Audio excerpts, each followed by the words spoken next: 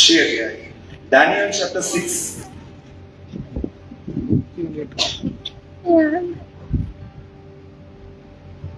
मैं आपके लिए पढ़ रहा हूं, पहले मैं पढ़ लेता हूं, फिर मैं आपसे पढ़वाऊंगा। ओके? गुड। जब दानियल को पता चला कि उस पत्र पर हस्ताक्षर किया गया है, तब वह अपने घर में गया, जिसकी ऊपरी कोठरी की खिड़कियां यरूशलेम की ओर खुली रहती थी, और अपनी रीति के अनुसार वैसा वह दिन में 3 बार अपने परमेश्वर के सामने घुटने टेक कर प्रार्थना और धन्यवाद करता था, वैसा ही तब करता रहा। ओके, 1 2 3।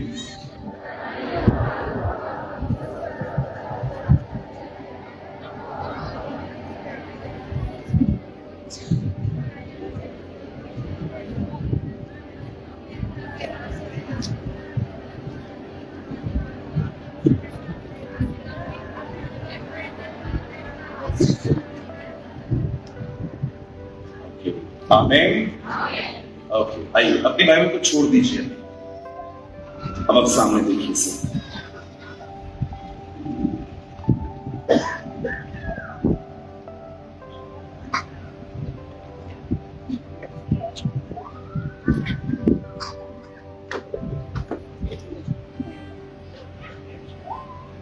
कभी कभी जो बहुत लंबे अरसे से प्रभु में हैं, वे परमेश्वर के वचन को बड़े हल्के से लेते हैं।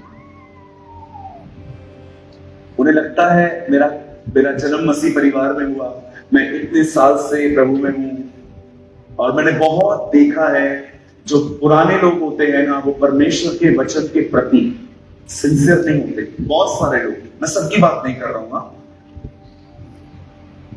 आप सोचिए, यहूदा इस्करियोती जीसस के इनर सर्कल में था, बट उसका हार्ट उसके प्रति सिंसियर नहीं है।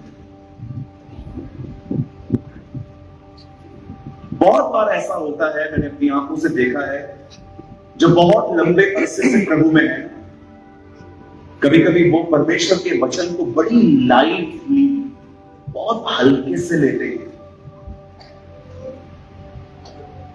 एक संदूक को उठाने का काम एक लेवियों का होता है, लेकिन जब वो काम उज्जा ने किया, बाइबल बताती वो मर गया। क्या गलती थी उज्जा की? जब लेवी ने याजक बनने की कोशिश की, तब वो मर गया। कितनी छोटी सी मिस्टेक थी उसकी। क्यों लूत की पत्नी नमक का खंभा बन गई? क्योंकि जो उसे कहा गया उसने उसे गंभीरता से नहीं लिया। क्यों आदम अदन की वाटिका से बाहर निकाला गया? क्योंकि जो उससे कहा गया उसने उसको सीरियसली नहीं लिया। वचन को सुनना बहुत अच्छी बात है, लेकिन सुने हुए वचन के ऊपर कोई निर्णय लेना फल दे आता है। समझ पा रहे?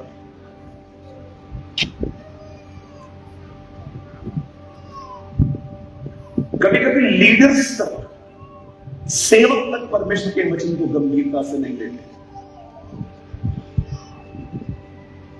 Because we have a settled mentality कि मैं ठीक हूं।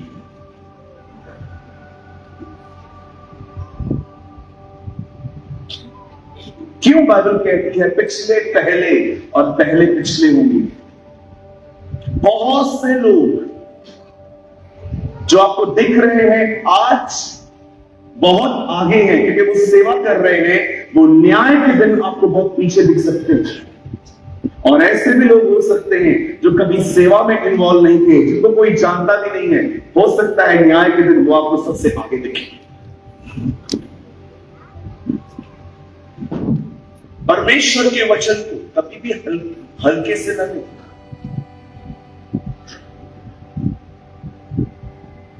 मैं एक ही किताब जानता हूं जो पूरी तरह से पवित्र आत्मा की प्रेरणा से लिखी गई है, वो यही है।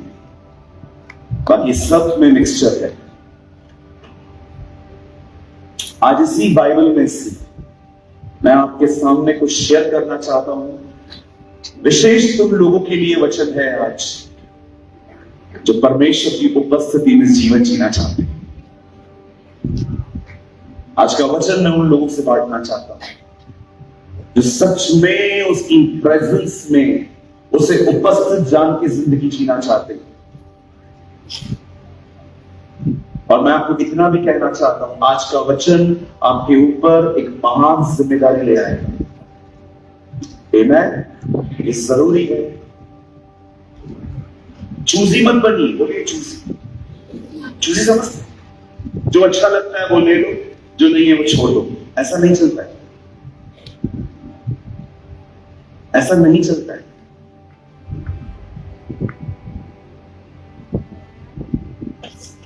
उपवास पास्टर करे, भूखा पास्टर मरे, सारा दिन बाइबल पास्टर पढ़े, सारा दिन क्रूस पास्टर उठाए, हम पर सिर्फ हाथ रख दो। ऐसा नहीं चलता है। आप प्रभु में बढ़ना चाहते हैं, आपको खुद भी मेहनत करनी पड़ेगी। सब कुछ हाथ रखने से नहीं आता है। बहुत सारी चीजें सिंहासन से मिलती है। एक मैं चर्च में गया, कोई मेरा मैसेज नहीं सुन रहा था, लेकिन हाथ रखवाने के लिए सब आए। लाइन लग गई। पास्टर जी हाथ रख दो, पास्टर जी पाँव रख दो, पास्टर जी पूरे आ जाओ।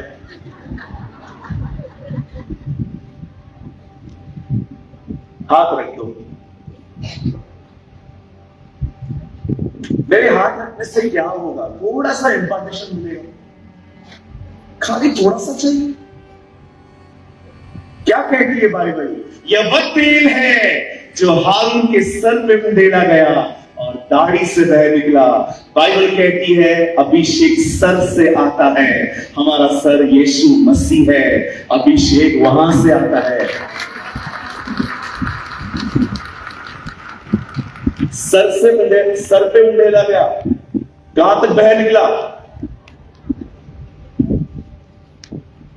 Anointing for the mature people. वो बच्चों के लिए नहीं है, वो मैच्योर लोगों के लिए है जिन्हें दाढ़ियां हैं। कोई बच्चों के लिए नहीं है, ये तो उसका भेद भी नहीं जानते। द बाइबल सेज ये वह तेल है जो सर से उंडेला गया और दाढ़ी से बह निकला।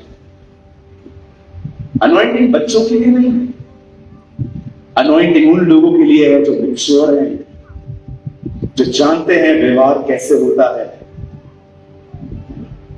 जिन्होंने इतनी ठोकरें खाई हैं कि उन्हें पता है अब कुछ असर नहीं होगा। बचपन में मां मुझे बादाम खिलवाती थी। बचपन में मेरी मदर मुझे एक बादाम खिला के स्कूल भेजती थी। उसको लगता था कि बादाम खाने से अकल आती है, पर जब मैं बड़ा हुआ तो मुझे पता चला अकल बादाम खाने से नहीं, धोखा खाने से आती है।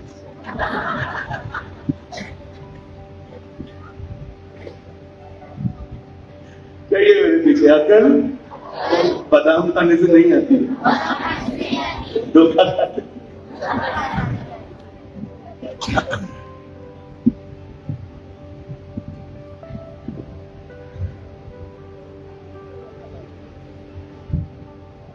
हालेलुया।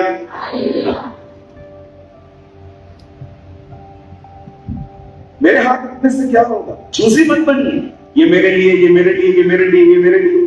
अच्छा, कभी कभी तो दो लोग अगर एक ही घर के बैठे और दोनों को गुस्सा आता है और आप प्रचार करो, ये गुस्सा मत करो, बोलो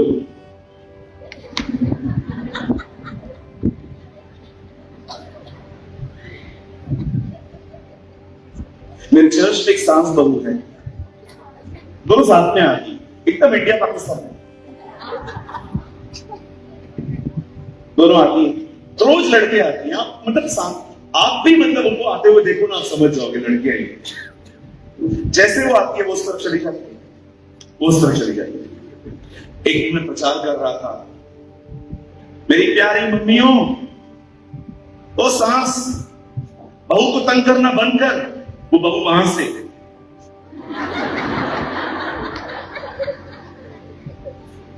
फिर मैंने प्रचार किया, बहू सांस को तंग करना भी बंद करो, सांस।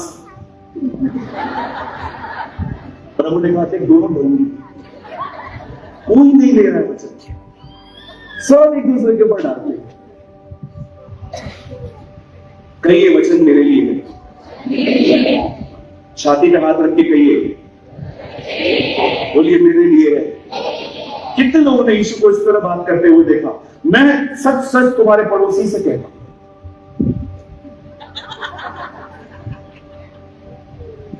पढ़ा आपने? मैं तुम्हारे पड़ोसी से सच सच कहता हूं। वो हमेशा कहता था मैं तुमसे कहता हूं। वाह, कभी उसने ये नहीं कहा यहोवा की ये वाणी है, प्रभु यूं कहता है, ओ मेरी बात सुनो। वो कभी ये नहीं कहता था, वो हमेशा कहता हूं, मैं तुमसे कहता हूं। क्यों वो ऐसा कहता था? क्योंकि वो खुदा है। He's God। आज इस परमेश्वर के वचन को बड़े ध्यान से सुनिए। ओके, चलिए मैं शुरू कर रहा हूं।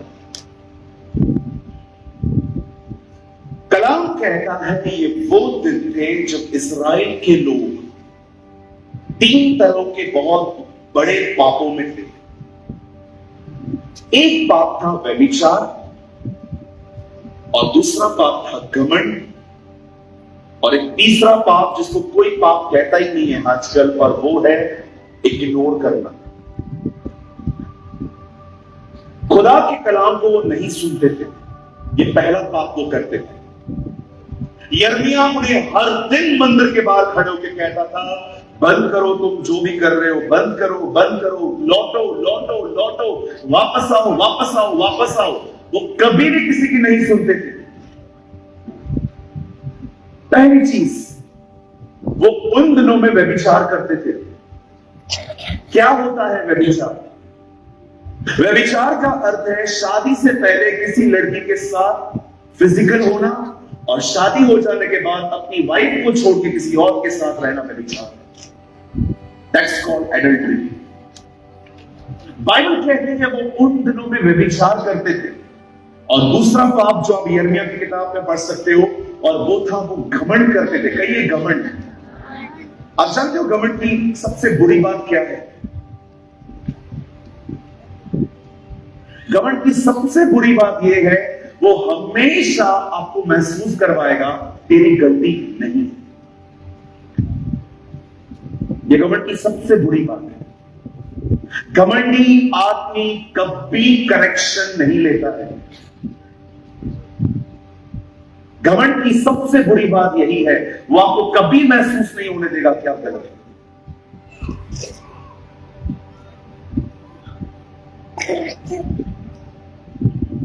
दूसरी चीज, घमंडी व्यक्ति कभी किसी की सलाह नहीं लेते। उन्हें लगता है मैं बादशाह हूं, आई एम द किंग। तीसरी चीज, वो कभी किसी को जल्दी माफ नहीं करते। आप में से बहुत सारे लोगों ने इस नाम को सुना होगा, सिस्टर जॉइस मायर। उन्होंने एक सीडी बनाई, उस सीडी का उन्होंने नाम रखा घमंड मत करो। वो आज भी ये बात कहती है, वही सीडी है जो नहीं बिकती।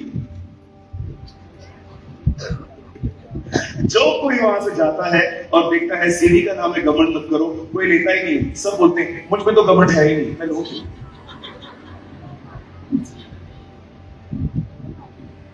घमंड आप जानते हो घमंड से लिखी हुई जो किताबें हैं ना, घमंड के ऊपर, वो आज भी कम बिकती है। आज पता है कौन सी किताबें बिकती है? सफलता की 7 सीढ़ियां, अमीर बनने के 6 रास्ते, आओ अंगीकार करो और करोड़पति बनो। ऐसी किताबें 1 मिनट में बिक जाती हैं। लेकिन ये किताब आप लिख के भेजो, जीवते परमेश्वर के हाथों में पड़ना भयानक बात है, कोई नहीं लेगा। टाइटल देख के बोलेंगे बाप रे कौन ले, सचमुच के हाथ में ना आ जाए। आजकल लोगों को है ना वो दो जो उनको चाहिए।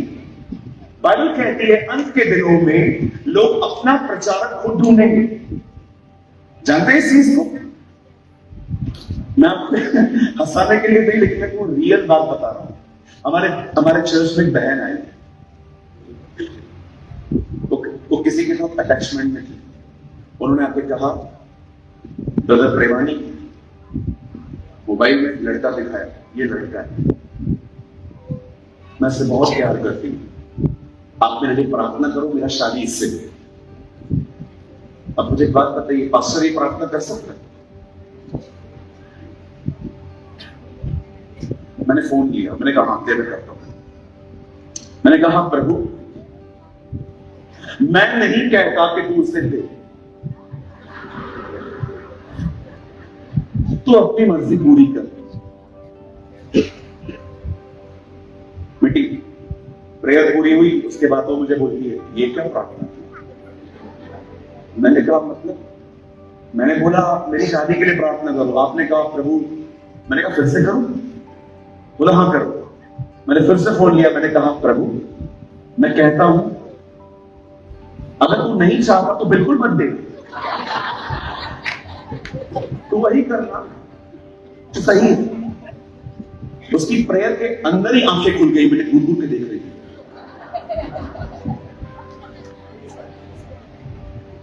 उसके बाद वो पास्टर दिनेश के पास गई, सेम प्रेयर लेके। दिनेश बेचारा उम्र में नया नया था, उसने प्रार्थना की, प्रभु मैं प्रार्थना करता हूं मेरी बहन को मन चाहा भर दे।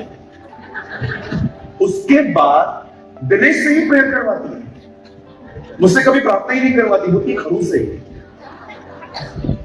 खड़ूस नहीं हूं जी, एक बात जानता हूं, परमेश्वर पाप को ब्लेस नहीं करता।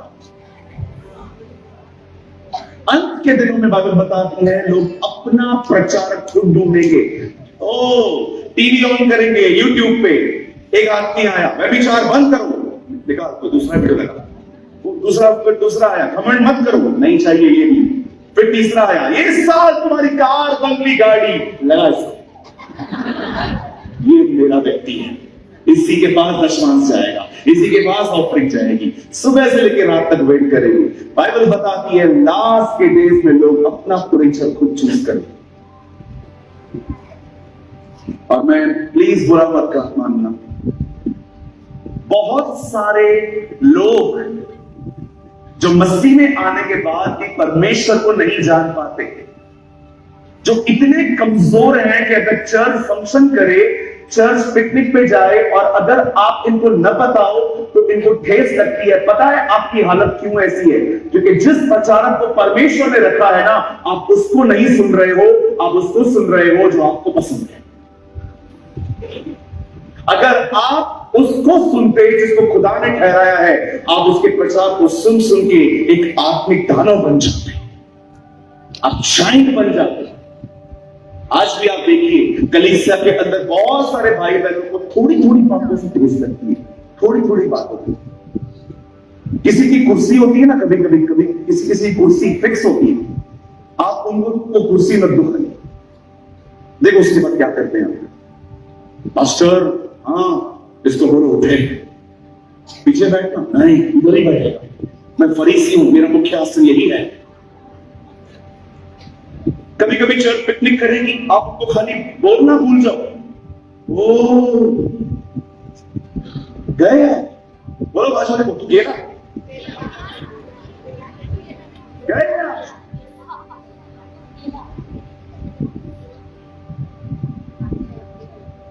क्या अमेजिंग थिंग लिखी है प्रभु यीशु के लिए, वो सिर्फ दीन दौल में नहीं परंतु बुद्धि और अनुग्रह में बढ़ता है। जीसस सिर्फ कद में नहीं बढ़ा, बाइबल बताती है वो विजडम और अंडरस्टैंडिंग और ग्रेस में बढ़ता गया। जैसे जैसे उसकी एज होती गई, वो एज के साथ मैच्योरिटी में भी बढ़ गया। आज आपको बहुत लोग मिलेंगे, उम्र 40 साल, बिहेवियर 5 साल के बच्चे का। पास्टर ने हमें बताया क्यों नहीं? पास्टर घर के बाहर आया लेकिन हमारे पास क्यों नहीं आया? हम लोग फारिग बैठे हुए हैं, बस इसके भी घर में चले जाएंगे। एक बहन के पास वाले घर में मैं गया, मैं उनके पास नहीं गया, 3 हफ्ते कलीसिया नहीं।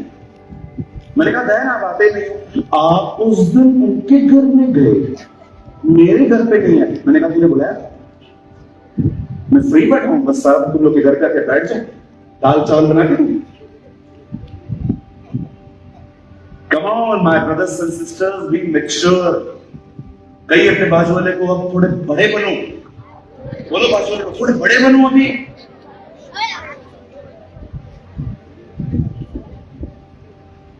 आपको पता है कुछ लोग पास्टर से क्या उम्मीद करते हैं? मैं आपको दिखाऊं,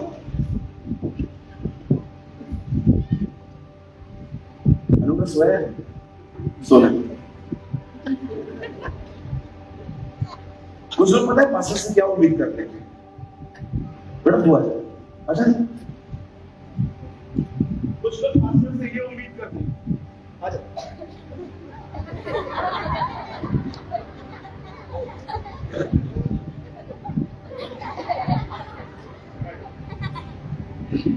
कुछ लोग ये उम्मीद करते हैं पास्टर कलीसिया को ऐसे उठा के चले रोज।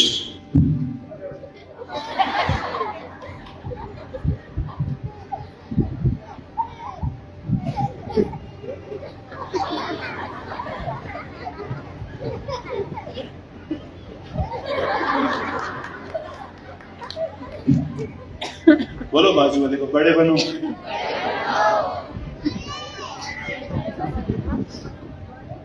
अब क्या बाहर ले जाऊं उधर भाई? तो भारी था यार।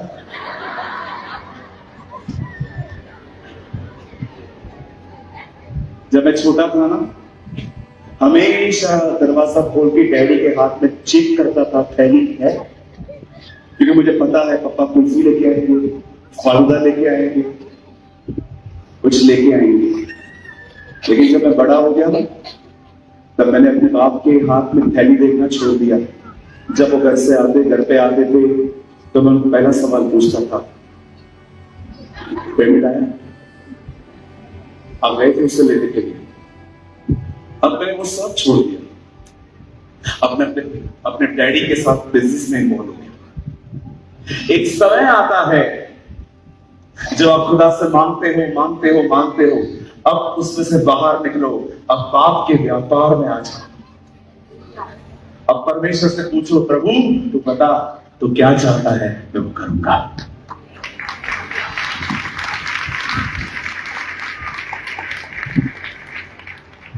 हालेलुया।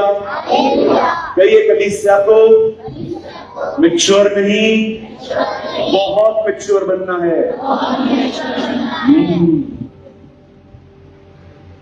आपको थोड़ा और बताऊं इसके बारे में? मेरे मन में बहुत सारी बातें हैं, मैं बोलूं? चलो अपने पास वाले को देखो, उससे कहो कृपया मुझसे अधिक उम्मीद न किया कर।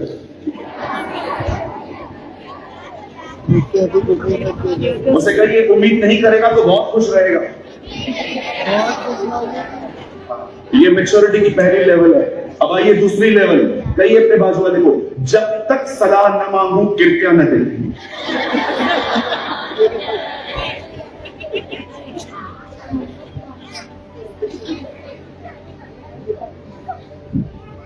तीसरी बात सिर्फ भाई लोग कहेंगे, बोलो बाजू वाले को, लड़कियों से दूर है।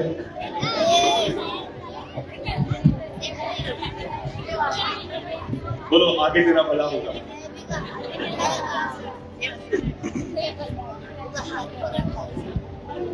आइए बहनें एक दूसरे से कहिए, बस हो गया हम लोग का, बस हो गया। आइए बहनें एक दूसरे से कहिए ये बोलना बंद कर दो, मैं कुछ बता रही हूं, दूसरे को मत बताना।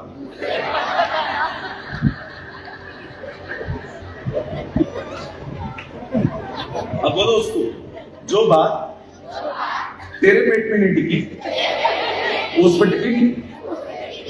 बोलो बात को, सारी औरतें सेम होती हैं।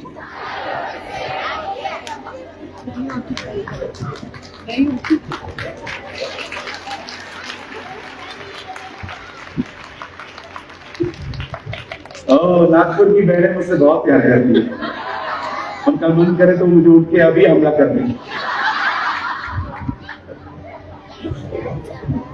नहीं, मैं जानता हूं मुझे भारत में भाइयों से अधिक बहनों का प्यार मिलता है, मैं गवाह उस चीज का। मुझे भारत में भाइयों से ज्यादा बहनों का प्यार मिलता है। ट्रस्ट में बहुत ऑनर मिलता है, मुझे मिलता है।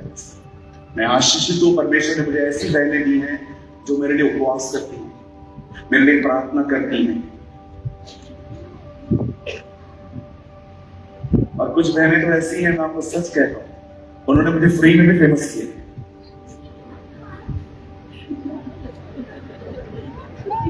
कोई पत्रिका करके सुन। हालेलुया। कहिए मैच्योर बनना है। हाँ बोलो, बड़ा बनना है अभी। हाँ, ये सब बातें जो मैं आपको बता रहा हूं, ये सब मैच्योरिटी की बातें हैं। ये एक स्टैंडर्ड है। आप विश्वास कीजिए, अब जो मैं कह रहा हूं वो सच है। आप बिलीव करो, आप मुझे हर्ट नहीं कर सकते। You can try.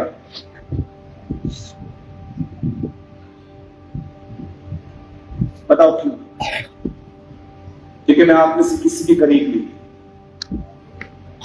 आपको हर्ट सदैव वही करेंगे जो आपके करीब होगी। मैं कभी अपने करीब किसी को जल्दी नहीं आने देता। आप उससे पूछोगे ना, hello hello, how are you? Fine. कहां रहते हो ब्रदर? मुंबई में। आपके बैंक में बैलेंस कितना है? ओ, ये क्या है? इतना अंदर कहां घुस रहे? मेरी बहनों सुनो, ये बात मैं आपके लिए कह रहा हूं। थोड़ा सा प्यार मिला और पूरे उसके हो गए। इस स्वभाव से बाहर आओ। किसी ने आपको थोड़ा सा प्यार दिया और पूरा उसके हो गए। इस इमैच्योर बिहेवियर से बाहर आओ। कोई आपको हर्ट नहीं कर सकता जब तक आप अलाउ न करें। आप मुझे ठेस नहीं पहुंचा सकते। क्यों? क्योंकि मुझे आपसे उम्मीद ही नहीं। हालेलुया। नहीं, हमें मैच्योर बनना है। यस।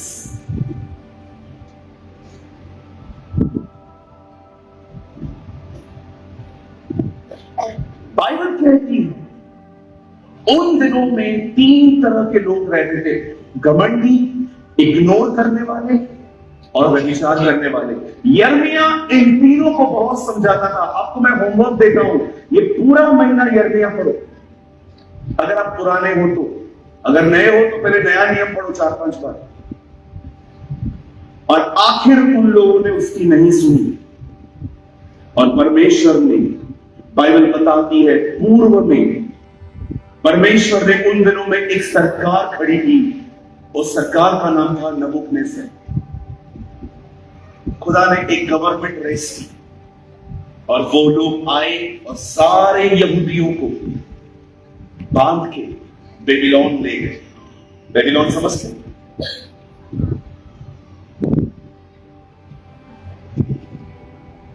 इराक।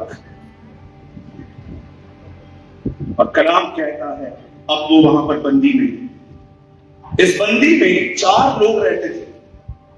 एक का नाम था दानियल, एक का नाम था शद्रक, एक का नाम था मेशक और आखिरी का नाम था अबेदनगो। मैं आपको बताना चाहता हूं मेरे भाइयों, मेरी बहनों, ये 4 लोग भी उसी बंदुआई में चले गए और इन चारों को राजा का कुछ काम भी मिल गया। दानियल जो था वो उन दिनों में राजा के एक बहुत ही खास व्यक्ति को बन गया। अब मैं अपने मैसेज को और शॉर्ट कर देता हूं ताकि मैं उस मुद्दे पे आ सकूं जो मुद्दा मुझे खुदा ने कहा है। बड़े ध्यान से सुनिए। जब बाइबल कहती है परमेश्वर ने दानियल को गुलामी में भी ब्लेस किया, परमेश्वर ने उसे गुलामी में भी आशीष दी, मैं आपको हमेशा कहना चाहता हूं, सुनिए, ग्रेस सिर्फ ब्लेसिंग्स नहीं लेके आएगा, ग्रेस ऑपोजिशन भी रहेगा। जब परमेश्वर आपको देखेगा आप नम्र हुए हो, आपको पोजीशन की कोई भूख नहीं है, माइक की कोई भूख नहीं है, बड़ा बनने की कोई भूख नहीं है, आप उसके साथ खुश हैं, आप उसके साथ जिंदगी जीते हैं। मैं आपको बताना चाहता हूं, जब परमेश्वर देखता है ना कि एक व्यक्ति हम्बल हुआ है, नम्र हुआ है, उसे उसको छोड़ और किसी चीज की डिजायर नहीं है। मैं आपको बताना चाहता हूं, परमेश्वर ऐसे लोगों को उठाता है। सुनिए, और जब परमेश्वर आपको उठाएगा तो याद रखिए, जो लोग सालों से नहीं उठ पाते हैं, जो वहीं के वहीं हैं, वो आपके लिए बकबक करेंगे। ग्रेस सिर्फ और सिर्फ चमत्कार नहीं लेके आता है, ग्रेस अपोजिशन भी लाता है। पता है कैसे? क्योंकि बहुतों को आपकी सक्सेस डाइजेस्ट नहीं होगी। यस, ये मत समझिए कि अनुग्रह सिर्फ आशीष लेके आता है, अनुग्रह आलोचना भी लाता है। क्यों यूसुफ के भाई यूसुफ से जलते थे? क्योंकि उस पर परमेश्वर का अनुग्रह था। क्यों शाऊल दाऊद से जलता था? क्योंकि दाऊद पर ग्रेस था। क्यों फरीसी जीसस से जलते थे? क्योंकि उस पर अनुग्रह था। क्यों यहूदी पौलुस से जलते थे? क्योंकि उसके ऊपर अनुग्रह था। परमेश्वर का अनुग्रह, बाइबल बताती है, लोगों को एक स्थान से उठाकर एक अगले स्थान पे ले जाता है। आप जानते हो दानियल के दुश्मन कितने थे? क्या पाप किया था उसने? कोई पाप नहीं किया था। उसका एक ही उसकी एक ही चीज थी जो लोगों को डाइजेस्ट नहीं होती थी, और वो था गुलामी में भी वो ब्लेस्ड हुआ। मैंने ऐसे बहुत से लोगों को देखा है जो खुदा के साथ चलते हैं। उनकी मेरे चर्च के अंदर बहुतों की गवाही है। वो कहते हैं नौकरी में भी परमेश्वर ने बॉस की तरह रखा है। कोई है यहां पर जो ये कह सकता है, ब्रदर मैं जॉब करता हूं लेकिन आज भी मेरा बॉस मेरी बात को नहीं टालता? समझी? कोई है यहां पर? 1 2 3 4 5 6 7 8 9 10 परमेश्वर का अनुग्रह लोगों को उठा। हालेलुया। बाइबल कहती है दानियल को परमेश्वर ने उसकी गुलामी में भी ब्लेस किया था। सब लोग देखते थे, यार इस आदमी के ऊपर कुछ है, और आखिर वो लोग सोचते थे इसके कैरेक्टर में से कुछ तो गलती निकाले। और जब उन्होंने देखा कि उसके चरित्र में कोई गलती नहीं है, वो वुमेनिज्म से दूर रहता है, वो पैसों के प्रेम से दूर है, वो चोरी नहीं करता, वो ईमानदार है, तब उन्हें एक ही बात पता चली कि हम सिर्फ एक ही चीज को टारगेट बना सकते हैं, और वो है उसके विश्वास को। कई लोग आपके विश्वास को छुएंगे। जब आप नौकरियों पे जाओगे, कई लोग आपको कहेंगे तू ये क्यों करता है, तू क्यों वो करता है, तू ये क्यों करता है। मैं आपको कहना चाहता हूं, अगर कोई भी आपको ये कहे कि जिसको मैं मानता हूं उसको तू क्यों नहीं मानता, हम तो हर जगह पे जाते हैं, आप क्यों नहीं आते हैं? मुझे कभी भी लोग कहते हैं ना, मैं आपको साफ कहता हूं, लोग मुझे कहते हैं तू उसको क्यों नहीं मानता, उसको क्यों नहीं मानता, मैं उन्हें हमेशा एक चीज कहता हूं, आप ये सीख लो। मैं उन्हें हमेशा कहता हूं खुदा ने मुझे बनाया, मैं खुदा को नहीं बना सकता। That's it. मैं कभी लोगों से आर्गुमेंट्स नहीं करता, नहीं ये ठीक है, वो ठीक है। वो एक अलग प्लेटफॉर्म रहता है। जब लोग कुछ सामने से डिबेट करने आते हैं वो अलग होता है, लेकिन जब भी लोग मुझे कहते हैं ना कि क्यों यीशु को ही मानते हो, क्यों किसी और को नहीं मानते, मैं हमेशा उनको कहता हूं मुझे एक बता दो जिसने ये कहा हो मैंने तेरे गुनाहों की पहचान दी है। सबने अच्छी बातें कही, सबने ज्ञान दिया, सबने बड़ी बड़ी बातें कही, कोई कहां चला गया, कोई कहां चला गया। कौन है जिसने हमारे लिए अपना जीवन दिया? एक ही है, उसका नाम जीसस है। His name is यशुआ।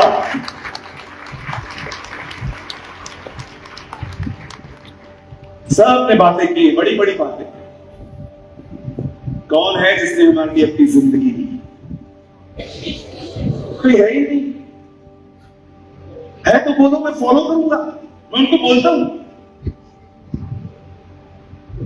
मेरे रिलेटिव्स मिलते हैं ना मुझे, क्या सारा दिन जीसस जीसस करता रहता है, पागल हो गया है क्या? मैं उनको हमेशा कहता हूं कोई और है तो बताओ। एक आदमी मुझे समझाने आया था, बंद कर दे बाइबल को, बंद कर दे पढ़ना, बंद कर दे, गलत कर रहा है, ये वो ये बहुत सारी बातें उन्होंने मुझे बोली और मैं चुप करके उनको देख रहा था। बोलता क्यों नहीं कुछ? मैंने कहा बोलूं, सुनोगे? हाँ, तू भी आएगा क्या?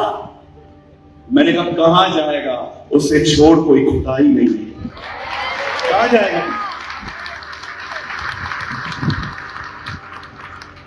तीन साल पहले मैंने उसको बपतिस्मा दिया।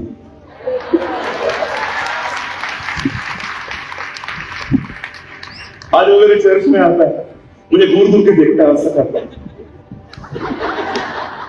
मैं आप में से हर एक को कहना चाहता हूं मेरे भाइयों, उसका विरोध मत करना, पकड़ के पास्टर बना देगा वो।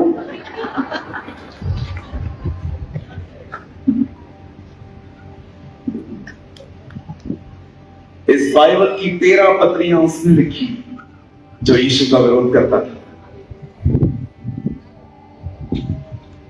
आपको नहीं पता है आप किससे पंगा ले रहे हो। Yes.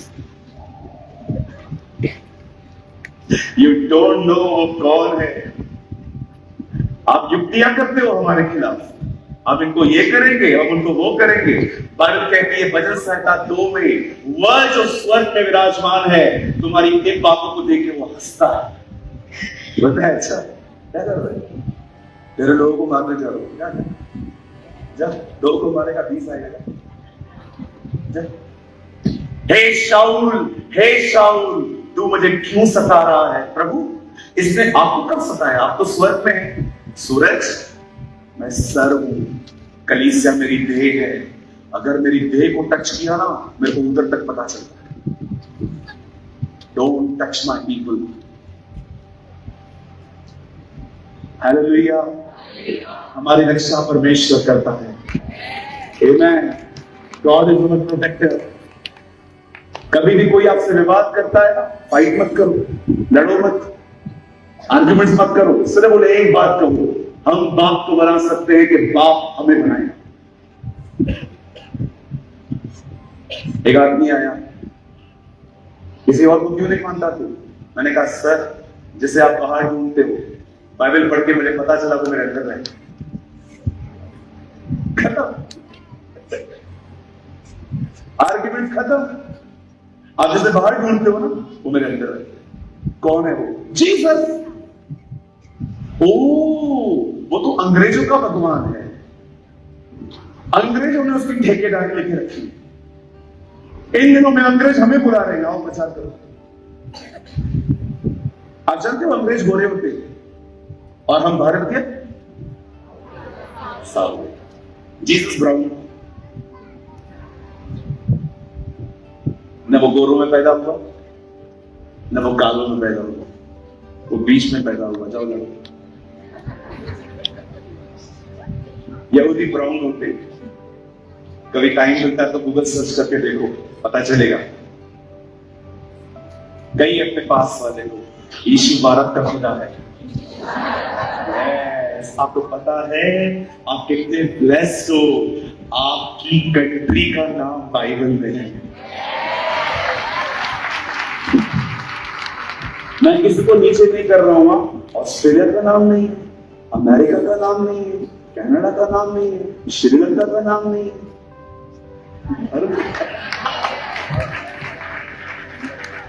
क्यों? क्योंकि वो भारत का खुदा है। He is the God of India। मैं आप में से हर एक को कहना चाहता हूं मेरे भाइयों, मेरी बहनों, अगर आप में से कोई यहां पर हमारे समय में पहली बार आया है, मैं आपको बताना चाहता हूं जीसस धर्म नहीं बदलता। यीशु आपसे प्यार करता है। ये रियली लव्स यू। और आपको जानना है वो आपसे कैसा प्यार करता है। उसने आपको पाने के लिए अपने आप को दिया। कोई है आपके सामने जो आपको पाने के लिए अपनी जिंदगी दी?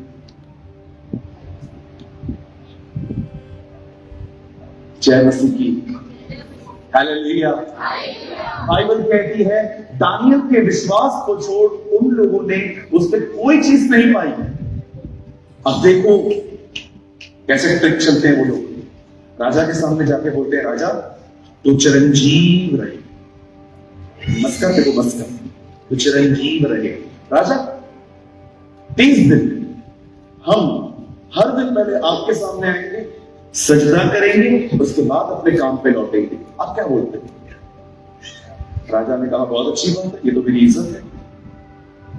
एक फतवा जारी हुआ, उसपे साइन डाली गई और फतवा साइन हो गया। अब दानियल जानता था हमें अपने खुदा को छोड़ और किसी के सामने सजदा करने की अनुमति नहीं है। उन लोगों ने एक आदमी को टारगेट करने के लिए पूरे सिस्टम को बदला। आप बिलीव कर सकते हो इतिहास में ऐसा भी हुआ है। एक आदमी को खत्म करने के लिए देखो उन लोगों ने क्या चाल चली। जैसे ये फतवा जारी हुआ, वही वचन हमने पढ़ा, जब दानियल को पता चला उस पत्र पर हस्ताक्षर हुए हैं, बाइबल बताती है दानियल अपनी कोठरी में गया और परमेश्वर से प्रार्थना करने लगा। आप जानते हैं जब वो प्रार्थना कर रहा था, मैं आप में से हर एक को कहना चाहता हूं, दानियल ये प्रार्थना नहीं कर रहा था प्रभु मुझे बचा। दानियल ये प्रार्थना नहीं कर रहा था ऐ खुदा मैं अगर मुझे माफ कर देना मैं करूंगा ये।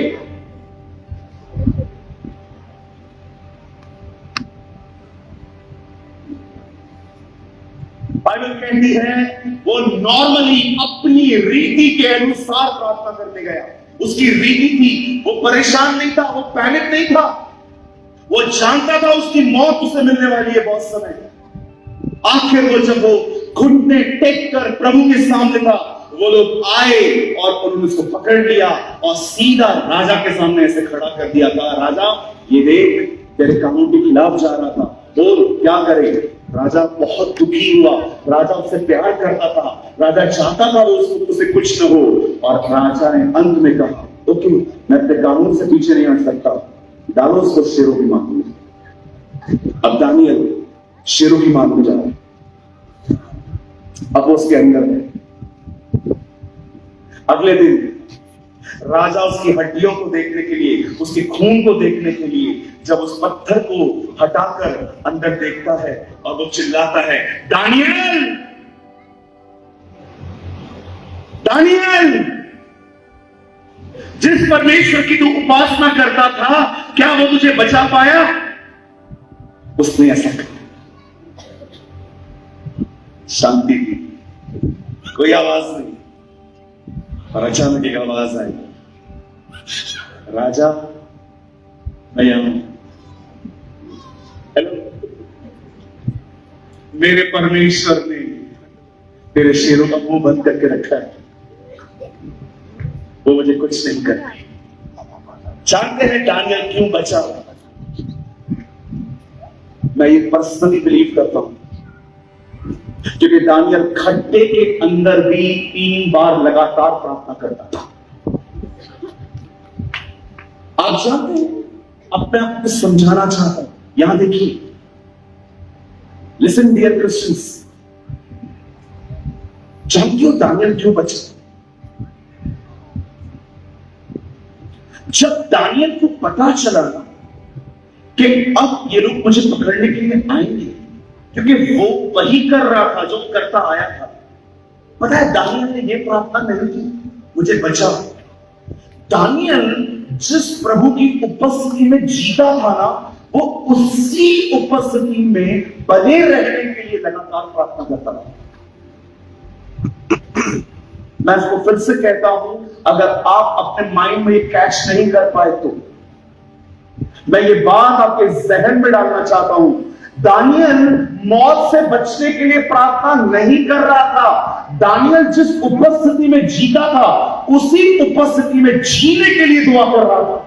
हालेलुया। दानियल एक बात जानता था, अगर मैं उस मान में गया मुझसे पहले वहां परमेश्वर पहुंचेगा।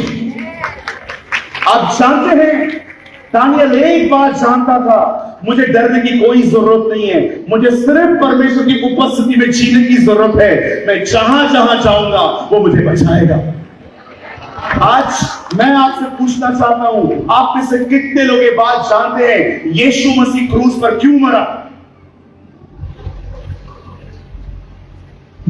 बाइबल कहती है परमेश्वर आदम से अदन की वाटिका में मिलने आता था, लेकिन जब परमेश्वर ने देखा कि आदम ने फल खाया, बाइबल बताती है परमेश्वर आया, आदम से पूछा क्या तूने फल खाया?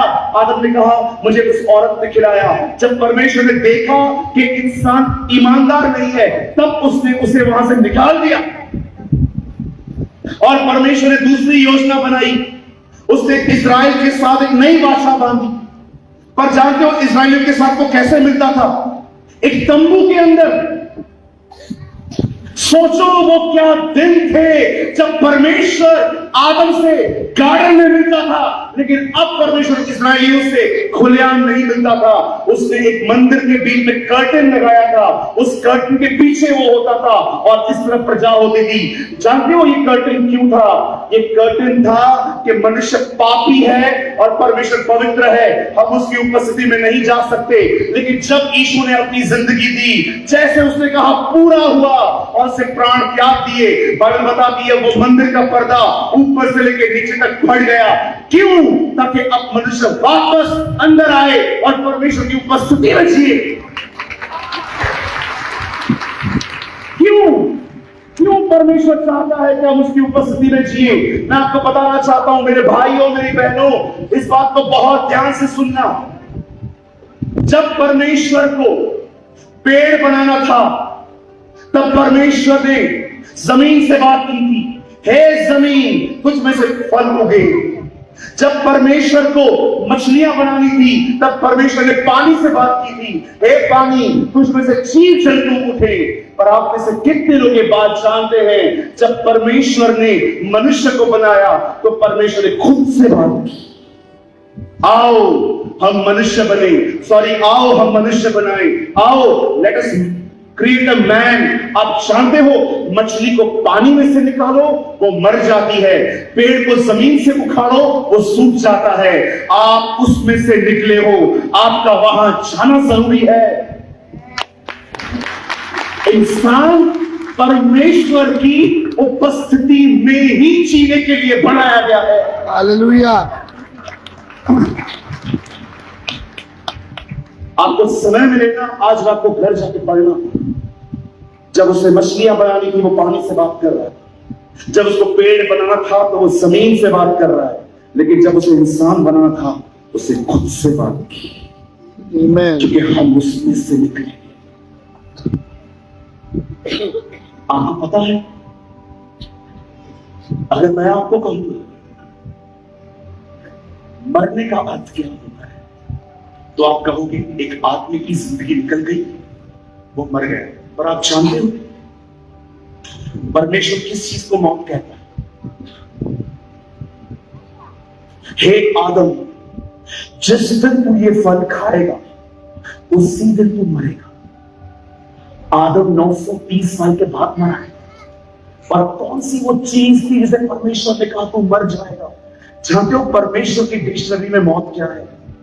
एक इंसान का उससे बना। परमेश्वर सेपरेशन को डेथ बोलता है। इसीलिए गुमराह पुत्र जब चला गया और वापस आया, उसके बाप ने क्या कहा? ये मर गया था, अब जी उठा है। क्यों? क्योंकि वो बाप के घर में वापस आया था। आज मैं आप में से हर एक से पूछना चाहता हूं, जो लोग यहां बैठे हुए हैं, इस बहन से लेके अंत तक जो लोग बैठे हैं, मैं आपसे एक सवाल पूछना चाहता हूं, क्या आप अपने परमेश्वर की उपस्थिति में जिंदगी जी रहे हैं?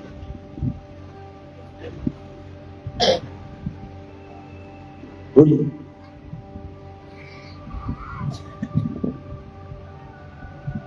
एक मैच्योर मैन ऑफ गॉड से मैंने पूछा, मैं कैसे लगातार प्रभु की उपस्थिति में जी सकता हूं? एक यूनिक आंसर उन्होंने मुझे दिया। सूरज प्रेमानी, तुम प्रभु की उपस्थिति में जीना चाहते हो? मैंने कहा yes pastor, do one thing. बहुत बुजुर्ग हैं और मैं जानता था वो जो कहेंगे वो अनुभव से कहेंगे, ऐसे ही नहीं कहेंगे। पता है मुझे क्या कहा? उन्होंने कहा, उन चीजों से प्यार कर जिन चीजों से खुदा को प्यार, उन चीजों से नफरत कर जिन चीजों से खुदा को नफरत है, तो उसकी उपस्थिति में बना रहेगा।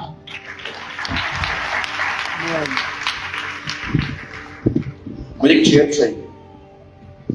नहीं, आप बैठे थे। Thank you brother.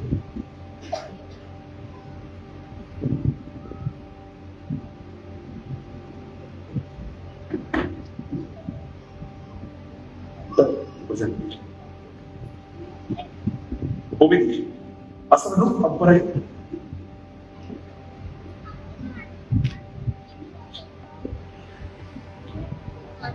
याद है आपको कुछ? बैठ।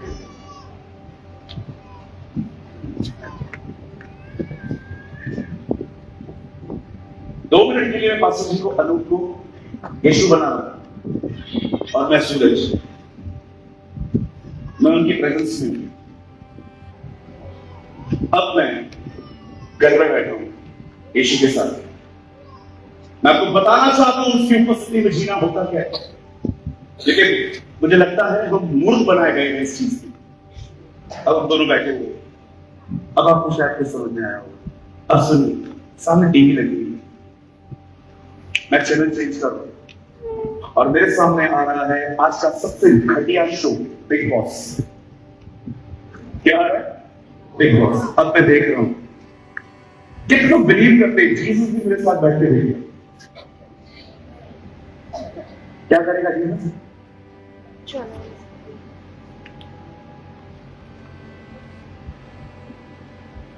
चलो, प्रभु क्या हुआ? प्रभु क्या हुआ? चले क्यों गए? आइए वापस आइए। अब देखना वो कर क्या रहा है। फोन दीजिए, कोई भी देखो। अब इतना इशू क्या कर रहा है? एक कॉल आया। हाँ बोल, क्या हुआ? बोलना। तेरा दिमाग में खराब हो गया है क्या? अकल नहीं है क्या तेरे को? हाँ, समझ में नहीं आ रहा है?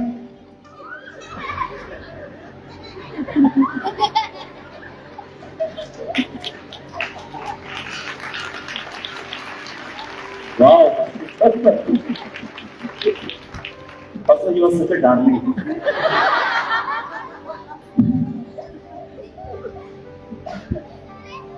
मेरा फोन, मैंने इसको उठाया। पहले मैं इसको ऐसे ही मैं चला रहा था, अचानक मेरे सामने एक अश्लील वीडियो आ गया और मैं उसको देख रहा हूं।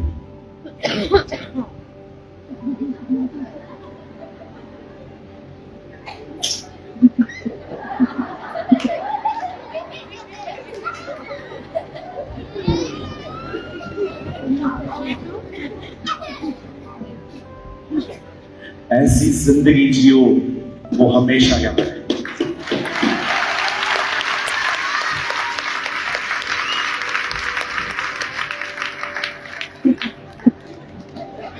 पास्टर बोलेगा पहले मैं मोटा और ऊपर से मुझे उठा रहा है, चला रहा है।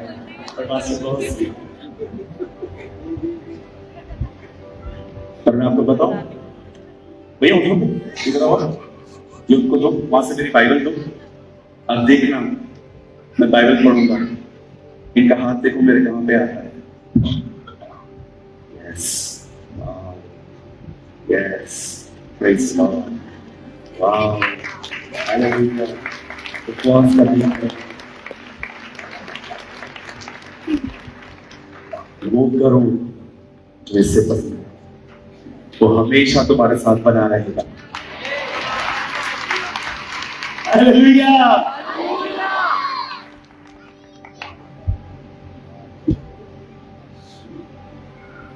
आप जानते हैं ये तो साथ बैठे हैं, आप उसके अंदर जा सकते।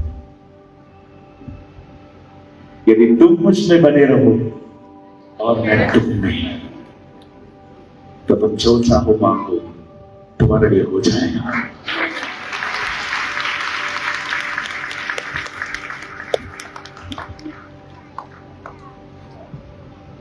जो चाहो मांगो। भैया जो चाहता, मैं प्रभु को कह रहा था, प्रभु जब ये वचन लिख रहे थे हमको डर नहीं लगा। लोग तो फिर तुझसे बोले कि बुर्ज खलीफा मेरा है, फिर क्या करेगा? सूरज तुम्हारा बाप, मांग जो चाहो मांगो तुम्हें मिल जाएगा। ये बाद में आया है, पहले क्या आया है? तुम मुझमें, तेरे को लगता है मेरे साथ बने रहने के बाद तुम वो मांगोगे जो गलत है, तो तुम्हारा बाप है। वो चाहता है अगर एक व्यक्ति उसमें आ जाए और आप उसमें आ जाएं, उसकी सारी संसारिक इच्छाएं खत्म हो जाती हैं।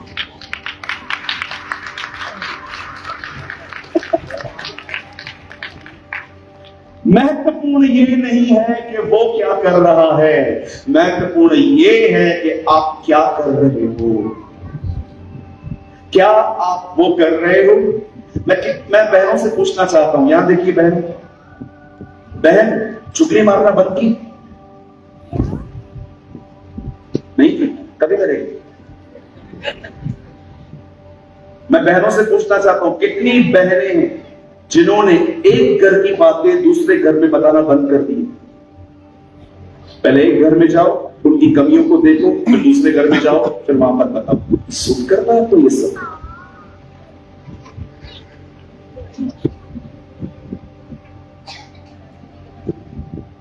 क्या ये आपको सुनकर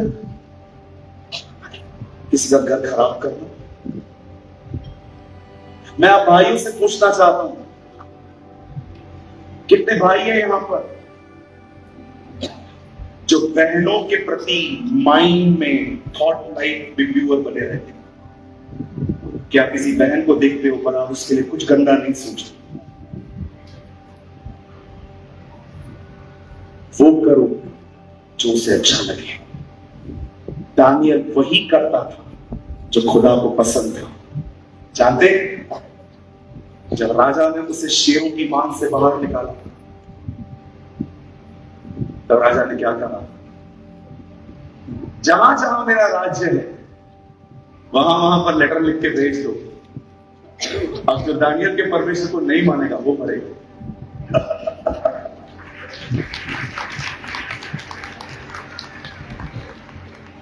परमेश्वर ने, मुझे लगा है ऊपर से, मुझे लगता है परमेश्वर ने ऊपर से कहा होगा, तुमने एक आदमी की वजह से पूरी सरकार बदल दी थी ना, आज बच्चे तुम्हारी सरकार बदल दी, मैंने तुम्हारे लिए सब कुछ चेंज कर दिया। अब जो दानियल के परमेश्वर को न माने वो मरेगा।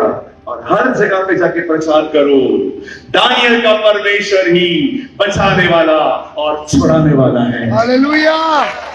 Hey, come on, give a good clap for Jesus! Oh! मैं आप में से हर एक को कहना चाहता हूं, जब काना नगर में दाखरस समाप्त हुआ और मरियम ने जाके यीशु को कहा उनका दाखरस समाप्त हो गया है, यीशु ने कहा, हे महिला, मेरा तुझसे क्या काम? और मरियम दूसरों के पास जाके कहती है, सुनो, वो तुम्हें बुलाएगा और जो वो तुमसे कहे वही करना। मैं कुछ बोल सकता हूं? अगर आप सच में माता मरियम से प्यार करते हो ना, वो करो जो वो कहती है। वो कहती है, मेरे बेटे पर विश्वास करो। If you really love Mother Mary, वो करो जो वो कहती है।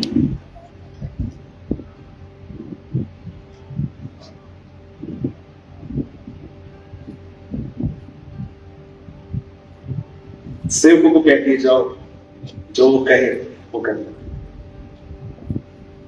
अगर आप सच में मैरी से प्यार करते हो ना, आप वो करना जो वो कहती है। वो कहती है, जाओ मेरे बेटे पर बिलीव करो।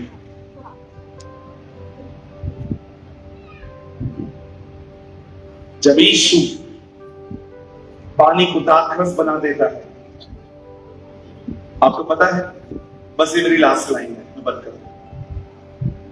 आपको पता है, अगर हम उस शादी में गए होते और हम उस अंकल से मिले होते जिसकी शादी घर में थी। हम उससे पूछते, अंकल क्या प्रॉब्लम हुआ था? दाखिल समाप्त हुई थी।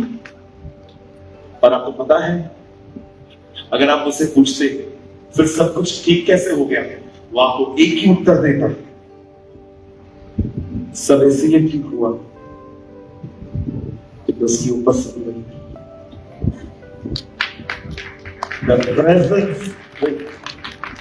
The presence of Jesus was there. मेरी शादी एक ही वजह से बच गई, वो कहता, क्योंकि वहां यीशु को न्योता मिला था। हालेलुया। मैं यीशु के नाम से तुम सर मैं आपके लिए भविष्यवाणी करता हूं, रिसीव करिए यीशु मसीह के नाम से, ये आपके लिए है। हर वो जिंदगी शर्मिंदगी से बचेगी जिस जिंदगी में उसे न्योता मिला है। हर वो जिंदगी बच जाएगी जो जिंदगी उसकी उपस्थिति में जी जा सकती है। सबको बात में बुलाओ, हर दिन अपने हर काम में उसे इनवाइट करना सीखो। ये मत सोचो कि खुदा हमेशा तुम्हारे साथ है। यस वो है, लेकिन उसका इतना आदर करो कि जहां कहीं भी जाओ ना, कार में बैठते हो ना, उसको बोलो प्रभु आ तू बैठ। खाना खाते हो ना, उसको बोलो प्रभु आप हम साथ में खाएंगे। अंकल दिनकरन हमेशा पानी के 2 ग्लासेस मंगाते थे। आपको पता है अंकल दिनकरन जब भी पानी मंगाते थे 2 गिलास मंगाते थे। उनका ऑफिस बॉय उनसे पूछता था आप 2 पानी के गिलास क्यों मंगाते हो, आप पीते एक ही हो? उन्होंने कहा एक और है जो मेरे साथ रहता है। What a presence of God. हम हैं ऐसे। Live in the presence of God. वो करो जो अनूप भाई उसमें कर रहे थे, वो मत करो जो उसे पसंद नहीं है। मैं आपको सच कहता हूं मेरे भाइयों मेरी बहनों, हर जगह पे उसकी उपस्थिति लेकर जाओ। याद रखना पतरस अकेला गया, उसे कुछ नहीं मिला, लेकिन जब वो यीशु के साथ लेके गया तो उसने मछलियां पाई। याद रखिए मछलियां पतरस को नहीं यीशु को जाती थी। आमेन। मछलियां आपको नहीं जानती। They know Jesus।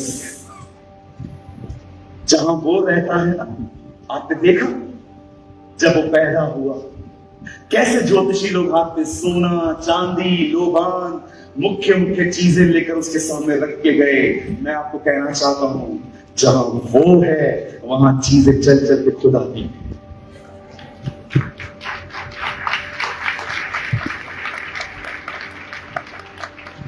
तुम सर live in the presence of God.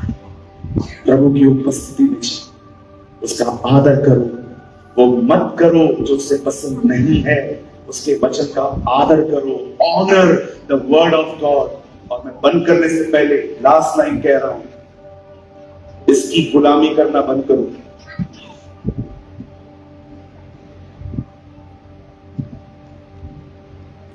इसको थोड़ा सा साइड रखो।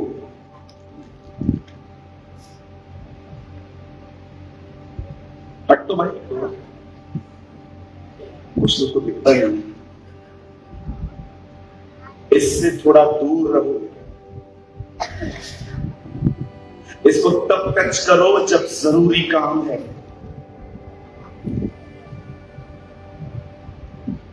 यही वो चीज है जो तुम्हारे माइंड को आज गलत तरीके से प्रोग्राम कर रही है। इसको यूज बहुत अच्छे से किया जाता है, लेकिन आज बहुत सारे लोग इसकी वजह से ही अपने समय की बर्बादी कर रहे हैं।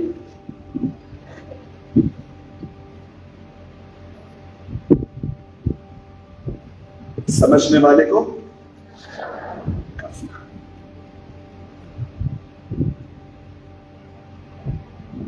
Live in the presence of Jesus. ये बहुत अच्छी चीज है अगर आप इसको सही से यूज करो तो। आप में से 90% लोगों से मैं इसीलिए मिला हूं।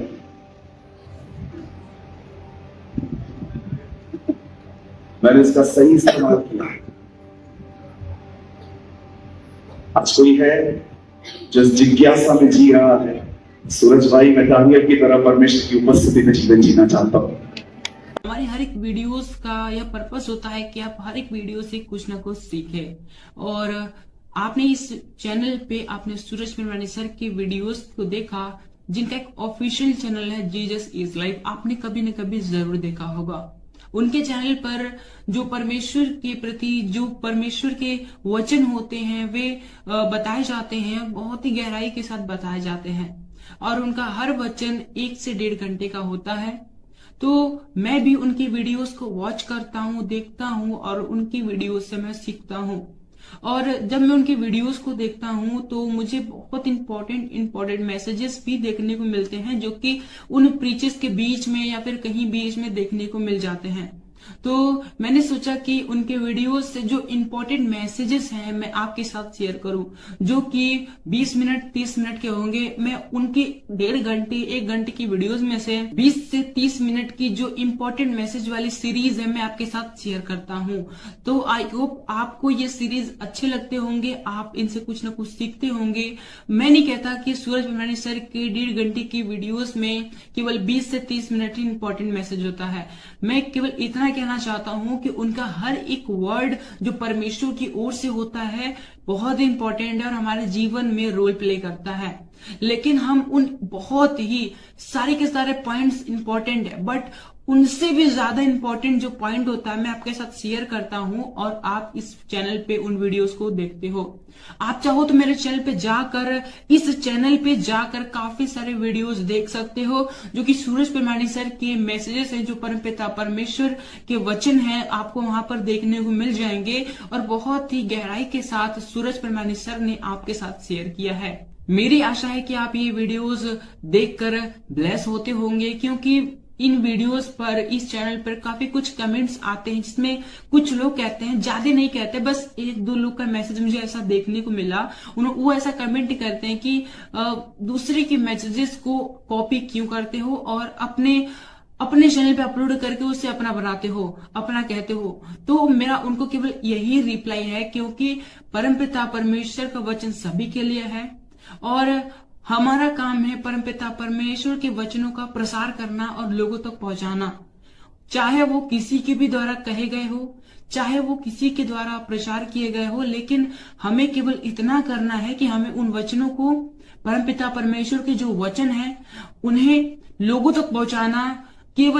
हमारा केवल यही उद्देश्य है कि परमपिता परमेश्वर का वचनों का किसी न किसी तरीके से प्रचार होना चाहिए।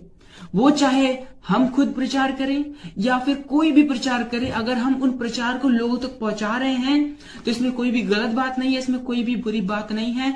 हमारा काम है केवल परमपिता परमेश्वर के वचनों का प्रसार करना, उन परमपिता परमेश्वर का कार्य करना, और इसके अतिरिक्त हमें कुछ नहीं सोचना। और जितने लोग ऐसा सोचते हैं, मेरे हिसाब से, मेरे अनुभव के हिसाब से, जैसा मैंने समझा है उसके हिसाब से, ये वचन देखने नहीं आते और ये वचन देखकर भी इन्हें कोई फायदा नहीं होने वाला, क्योंकि उन्हें इन बातों में दिलचस्पी है कि कौन किसका क्या कॉपी कर रहा है, कौन कैसे काम कर रहा है, कौन वचन बता रहा है, कौन वचन नहीं बता रहा है। केवल उन्हें इन्हीं बातों से मतलब है। उन्हें इस बात से मतलब नहीं है कि वचन उन तक पहुंचा, उनको इस बात से मतलब है कि वचन किसके द्वारा पहुंचा। वचन से उनको मतलब नहीं है कि वचन हमारे पास आया, वचन क्या है क्या नहीं है, क्या सिखाता है, उनसे उसको कोई मतलब नहीं है। लेकिन उनको इस बात से पूरा मतलब है कि वचन किसके द्वारा आया है, कौन कर रहा है, कैसे आया है, उनको इससे मतलब है। क्या आया है, वचन में क्या आया, उनसे उनको मतलब ही नहीं है। तो ऐसे लोगों को मैं केवल यही रिप्लाई देना चाहूंगा कि वो इन बातों पर ध्यान ना दें। अगर आप तक परमेश्वर के वीडियोस पहुंचते हैं, ज्ञान के वीडियोस पहुंचते हैं, तो आप उन्हें देखें, उनसे ज्ञान प्राप्त करें और परमेश्वर के ज्ञान में बढ़ें, और इसके अतिरिक्त वो कुछ ना करें। लेकिन अगर वो इससे ज्यादा कुछ करते हैं तो परमेश्वर के लिए यह ग्रहण करने के योग्य नहीं होगा, और वो वीडियो देखेंगे, आधा घंटा 1 घंटा जो भी समय देंगे, उनका समय देना व्यर्थ हो जाएगा। वचन कहता है कि हम जो करें पूरे मन से करें। फरीसियों को यीशु मसीह ने सीधे सीधे कह दिया कि ये लोग तो केवल फालतू के टाइम वेस्ट करते हैं, परमपिता परमेश्वर की आराधना उपासना करते हैं जो कि व्यर्थ है, मजाक करते हैं ये लोग। इन लोग की आराधना प्रार्थना मैं स्वीकार नहीं करूंगा, क्योंकि इनके मन मुझसे दूर हैं। ये आते तो मेरे पास हैं, लेकिन इनका मन, इनकी सोच, इनका जो हृदय है वो मुझसे दूर है। और परमपिता परमेश्वर ने कहा मन से दीन बनो, मन के शुद्ध बनो, मन मन मन। हर जगह परमपिता परमेश्वर ने मन को प्राथमिकता दी है। और जब यीशु मसीह ने कह दिया कि फरीसियों के मन उनसे दूर है, तो वो कैसे परमेश्वर के पास हो सकते हैं, कैसे वो यीशु मसीह के नजदीक हो सकते हैं। इसलिए अगर हमें परमपिता परमेश्वर की उपस्थिति में चलना है, परमपिता परमेश्वर के कार्य को करना है, तो हमें इन बातों पर ध्यान नहीं देना, कौन क्या कर रहा है, कैसे कर रहा है, क्या कर रहा है, इस बात पे ध्यान नहीं देना। हमें इस बात पे ध्यान देना है कि वचन क्या है, वचन क्यों है, वचन कैसे है, मेरे जीवन में वचन कैसे लागू होगा। अगर ये वचन मेरे पास पहुंचा है तो मैं इन वचनों पर कैसे चल सकता हूं, और अगर मैं नहीं चल सकता तो क्यों नहीं चल सकता। फिर जाकर इन सभी रीजंस को दूर करो, और जब रीजंस दूर हो जाएंगे तो फिर आप परमपिता परमेश्वर के वचन में ऑटोमेटिकली ही ग्रोथ करोगे, ऑटोमेटिकली ही बढ़ते जाओगे, और इसमें कोई भी गलत बात नहीं है। सो आई होप आपने इस वीडियो के शेयर किए जाने के पर्पस को आपने समझा होगा। तो आज की वीडियो को हम यहीं तक रखते हैं, मिलते हैं नेक्स्ट वीडियो में आप सभी को।